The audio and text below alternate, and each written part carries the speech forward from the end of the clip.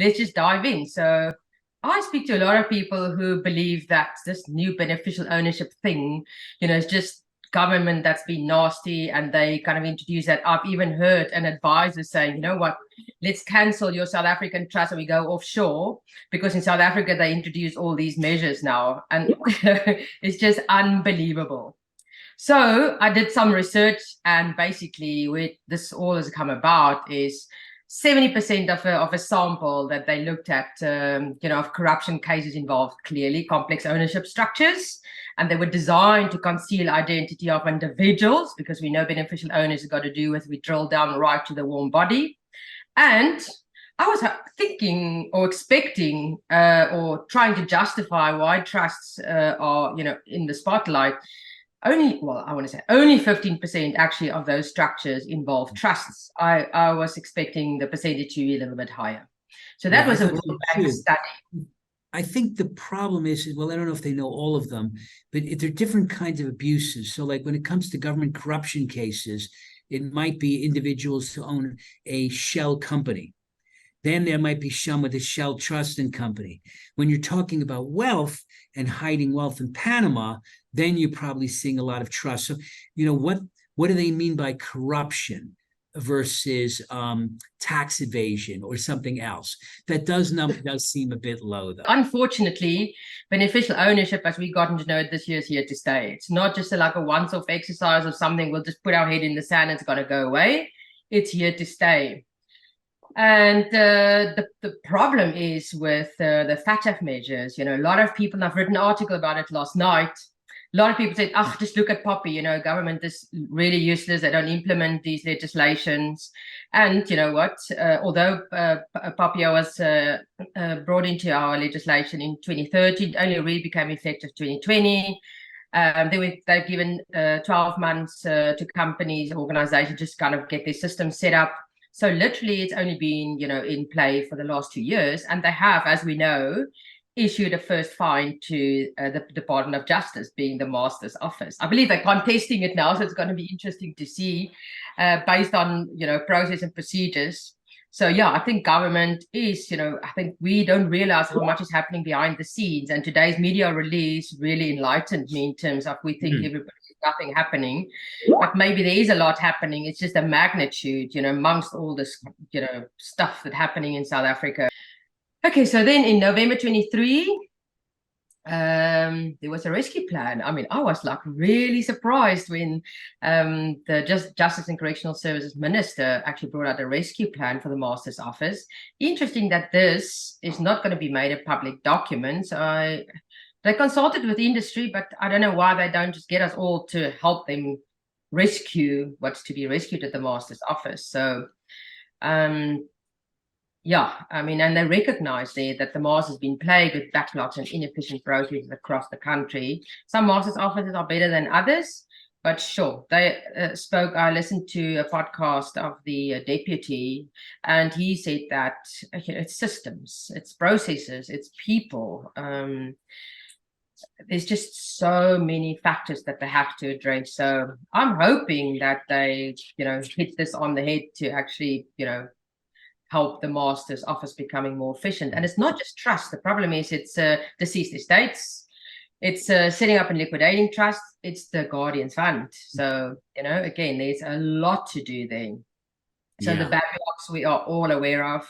They want to improve digitization. So I Googled the word digitization, and it's different to digitalization. So digitization means they want to just scan those manual files that were lying around there. They haven't really focused on, we're going to develop systems, as you alluded to, earlier, to actually do things better going forward. They want a scan system. So let's say they do that. They go, let's just scan all the documents and put it somewhere. Does that mean it's findable? And even if it's findable, it takes a long time to go. It's in there. So you're just kind of doing an electronic version of paper. Hey, so that's that. Now, moving a little bit to SARS, they also jumped on this bandwagon, and they've warned about trusts for a while now. So already July 2021, a second of a series of webinars. They had trusts on, and they called it Trust and Tax Obligations, where they highlighted, I think it was 9 objectives, and they clearly set out, we are going to employ systems, we're going to capacitate, we're going to work with other stakeholders, etc., etc. And then the following one was, they introduced some system change or trust changes. And 3 important things stood out for me there that I just think people need to be mindful of. And again, you can read that, when you're on the beach. And attribution rules all of a sudden got heightened focus again. And here I'm screaming and saying, think about voluntary disclosure, because the attribution rules, the non-application of the attribution rules and the distribution rather to minor beneficiaries who, don't even pay tax, there's a leak of tax. So don't complete your 2023 trust tax form and let's first knock on your door and say, right, you've done this for the first time. What happened the previous 10, 15 years? So let's say I move, I'm a beneficial ownership.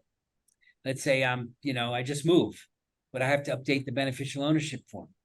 Yeah, that's the risk. There you go. That's the one. There you go. Okay. I changed my cell number. I changed my address. I changed my email. Yeah. I changed my surname. Or I immigrate. Well, I would change my surname or immigrate just to avoid this. So yes, I think it's gonna be difficult. And you can see here we're adding compliance cost, which needs to pass on to clients. I mean, there's just no way people can do this for free anymore. And I think it's something they ever should have. Doing it for free was not smart because there's a lot of risk. But now it's far too time consuming, and that's another reason why I would say with all these ownership requirements, I think a lot of people would just simply say, is this trust really worth it? I mean, I believe that there are trusts are worth it, but every man is dog trust, where you put your home in and you're really just doing it for state duty purposes. If you're upper middle, it's just not worth having a trust anymore. The administrative costs are just too high. The practical solution probably here is, because SARS said we don't want it, maybe separate your resolutions, separate your minutes, just to exclude. Otherwise, you're going to have to do extracts of minutes and more compliance costs and more time and more issues. Because the moment I see an extract, and I'm SARS, I'll say, but why do you send me an extract? Can I please have a look at the full one? Are you hiding something from me? So maybe it's a practical thing, separate the internal, what's the word? The internal compliance ones, from proper transaction resolutions, which is what they want. They want that, all of it. Forget about it. And there were no penalties for late submission, which is potentially coming in January. So please, please, please be warned. SARS is going to introduce penalties for non-submission or late submission of trust tax returns as well, potentially. The FATF re-rated them. And now we on 14 recommendations are now fully or largely compliant. 1 recommendation was rated not applicable. Okay, so now we are deemed to be fully or largely compliant in 35 out of the 40. Remember, we were half, so we on 15 apparently. Okay, so we're now left with 5 deficiencies in the technical compliance. I'm not talking about execution yet. Okay, and so that they want to still work on in the next year. So that's kind of the plan until the FATF do their follow-up report again in October, November 2024. That's kind of a year on. Okay, so, and then they admitted that to address these remaining actions within the agreed timelines will actually require significant effort from all South African authorities. And the big warning here is, it's great, it looks really cool that we've made so much good progress, but we will also need to demonstrate that the improvements are sustainable before we can actually impress the FATF. So to me, it's execution then. Are we not then looking at, it's all well and fine to have these beautiful copied and pasted words, there's a lot of conflicts in the different pieces of legislation, and it was a little bit of a copy and paste exercise. We know how the legal fraternity and the fiduciary industry were jumping up and down with how dare you call a founder and a trustee a beneficial owner of a trust. We know those discussions. So yeah, but it looks like we tick the boxes, hey, with the FATF on the legislative part. So here I'm gonna spend 2 minutes. I think we're doing good for time.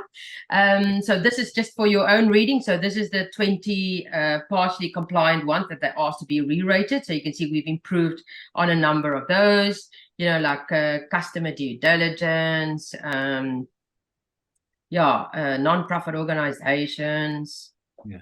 So I mean, you can have a look there. Very interesting. Yeah. So it looks like we've made good progress as far. Remember, legislation is concerned, not implementation. So, for you. If we miss the deadline, what happens? You just stay in the gray list?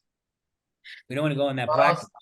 Yeah, I think the people kind of speculating. Obviously, you don't want to go blacklist. It looks like we're making progress. I mean, FATF seem to be happy with what we're doing. So I don't think we'll drop to a blacklist. It's not like we look the other way, which is like a lot of people thought they're going to focus on elections and just disregard this. I don't get the feeling, especially now that I read this today, I thought, geez, wasn't even aware that all these things were happening. You know, we just thought we can't get hold of the master. Everybody's, you know, missing in action. The only ones that we could see a little bit of stuff happening is SARS jumping up and down. But it looks like they've been busy with stuff. So I don't think we'll drop. But yeah, I want to stay on that list. The penalty is another 3 years. Yeah, absolutely. That's most likely. That sounds like we're going to end up.